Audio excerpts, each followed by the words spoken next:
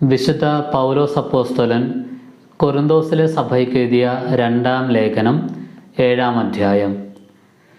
പ്രിയപ്പെട്ടവരെ, ഈ വാഗ്ദാനങ്ങൾ നമുക്കുള്ളതിനാൽ ശരീരത്തിൻ്റെയും ആത്മാവിൻ്റെയും എല്ലാ അശുദ്ധിയിൽ നിന്ന് നമ്മെ തന്നെ ശുചീകരിക്കുകയും ദൈവഭയത്തിൽ വിശുദ്ധി പരിപൂർണമാക്കുകയും ചെയ്യാം. പശ്ചാത്താപത്തിൽ സന്തോഷം. നിങ്ങളുടെ ഹൃദയത്തിൽ ഞങ്ങൾക്ക് ഇടമുണ്ടായിരിക്കട്ടെ.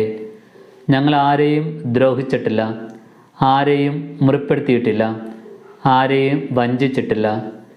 നിങ്ങളെ കുറ്റപ്പെടുത്താനല്ല ഞാനിത് പറയുന്നത്. ഒന്നിച്ചു മരിക്കാനും ജീവിക്കാനും വേണ്ടി നിങ്ങളെ ഞങ്ങളുടെ ഹൃദയത്തിൽ പ്രതിഷ്ഠിച്ചിരിക്കുകയാണെന്ന് ഞാൻ നേരത്തെ പറഞ്ഞല്ലോ. എനിക്ക് നിങ്ങളിൽ ഉത്തമ വിശ്വാസമുണ്ട്, നിങ്ങളെക്കുറിച്ച് വലിയ അഭിമാനവുമുണ്ട്. ഞാൻ ആശ്വാസഭരിതനായിരിക്കുന്നു. ഞങ്ങളുടെ ക്ലേശങ്ങളിലെല്ലാം ഞാൻ ആനന്ദപൂരിതനുമാണ്. ഞങ്ങൾ മക്കദോനിയായിൽ ചെന്നപ്പോൾ പോലും ഞങ്ങൾക്ക് ഒരു വിശ്രമമില്ലായിരുന്നു എന്ന് മാത്രമല്ല, ക്ലേശങ്ങൾ സദാ ഞങ്ങളെ അലട്ടിക്കൊണ്ടുമിരുന്നു. പുറമേ മത്സരം, അകമേ ഭയം. എന്നാൽ ആശയറ്റവരെ സമാശ്വസിപ്പിക്കുന്ന ദൈവം തീത്തോസിൻ്റെ സാന്നിധ്യം വഴി ഞങ്ങൾക്ക് ആശ്വാസം നൽകി. സാന്നിധ്യത്താൽ മാത്രമല്ല, നിങ്ങളെ പ്രതി അവനുണ്ടായിരുന്ന സംതൃപ്തി മൂലവും. നിങ്ങൾക്ക് എന്നോടുള്ള താൽപ്പര്യത്തെയും സഹതാപത്തെയും തീക്ഷ്ണതയെയും കുറിച്ച് അവൻ പറഞ്ഞപ്പോൾ ഞാൻ അത്യധികം സന്തോഷിച്ചു. എൻ്റെ എഴുത്ത് നിങ്ങളെ ദുഃഖിപ്പിച്ചുവെങ്കിലും എനിക്ക് അതിൽ സങ്കടമില്ല. വാസ്തവത്തിൽ നേരത്തെ എനിക്ക് സങ്കടമുണ്ടായിരുന്നു. എന്തെന്നാൽ ആ എഴുത്ത് നിങ്ങളെ കുറച്ചു കാലത്തേക്ക് മാത്രമാണെങ്കിലും ദുഃഖിപ്പിക്കുകയുണ്ടായല്ലോ. ഇപ്പോഴാകട്ടെ ഞാൻ സന്തോഷിക്കുന്നു. നിങ്ങളെ ദുഃഖിപ്പിച്ചത് കൊണ്ടല്ല, മറിച്ച് നിങ്ങളുടെ ദുഃഖം പശ്ചാത്താപത്തിലേക്ക് നയിച്ചതുകൊണ്ട്. നിങ്ങളുടെ ദുഃഖം ദൈവഹിതപ്രകാരമായിരുന്നതുകൊണ്ട് ഞങ്ങൾ വഴി നിങ്ങൾക്ക് ഒരു നഷ്ടവും ഉണ്ടായിട്ടില്ല.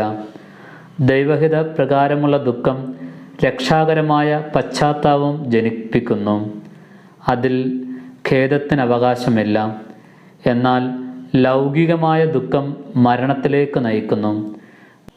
ദൈവികമായ ഈ ദുഃഖം എത്രയധികം ഉത്സാഹവും നിഷ്കളങ്കത തെളിയിക്കാനുള്ള താൽപ്പര്യവും ധാർമ്മിക രോഷവും ഭയവും ആകാംക്ഷയും തീക്ഷ്ണതയും നീതിവാഞ്ചയുമാണ് നിങ്ങളിലെല്ലാം ഉളവാക്കിയിരിക്കുന്നത് എന്ന് മനസ്സിലാക്കുവിൻ. നിങ്ങൾ നിർദോഷരാണെന്ന് എല്ലാ പ്രകാരത്തിലും തെളിയിച്ചിരിക്കുന്നു. അപരാധം ചെയ്തവനെ പ്രതിയോ അപരാധത്തിന് ഇരയായവനെ പ്രതിയോ അല്ല ഞാൻ നിങ്ങൾക്ക് എഴുതിയത്.